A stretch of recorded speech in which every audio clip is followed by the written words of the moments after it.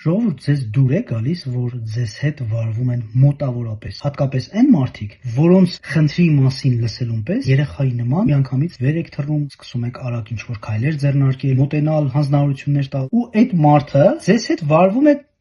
Կերևամ էլի ինչ պարտադիր է, որ հստակ ասեմ։ Ասենք տարեդարձը ամսի 10-ին է, մարդուն ամսի 1-ից հրավիրել ես ու խնդրել ես որոշում կայացնի, գալու է թե ոչ, որովհետև ամսի 8-ին ցուցակները պետք է ուղարկվեն սրա։ Մարդը 2-ին չի գրում, 3, 4, 5, 6-ին էլ չի գրում, 7-ին դու ես գրում։ Սիրելիս, ինչ եղավ, որոշում կայացրեցի, վաղը պետք է ցուցակն ուղարկեմ։ Պատասխանում է՝ դեռ չեմ մտածել։ Կմտածեմ, կգրեմ։ Մեզ հասկանալ ինքը ձեռ է առնում քեզ, թե իրեն։ Դու մինչև ամսի 7-ը չես մտածել, ամսի 7-ին ես եմ դեռ քեզ գրել, ու դու դեռ հստակ պատասխան չես տալիս։ Չեմ ասում ասա այո, ասա ոչ, բայց գոնե հարգիր դիմացինին, մարդ ով հարգել է քեզ։ Ես ապշում ու զարմանում եմ ամեն անգամ, երբ ցանկացած հայտարարության տակ ասում եմ պլյուս դրեք, կարձագանքեմ։ Պլյուսը դնում են, շատ արագ արձագանքը գնում է, նամակով, մեկնաբանությամբ, պատասխան, ցուցակագրվում է իր անունը, շուտով կպատասխանի, օր է ասվում, ժամ է ասվում։ Մարդը ընդհանրապես չի արձագանքում, կարդում էլ է չի արձագանքում, հետո բնականաբար ասում է երեխան էր կպել,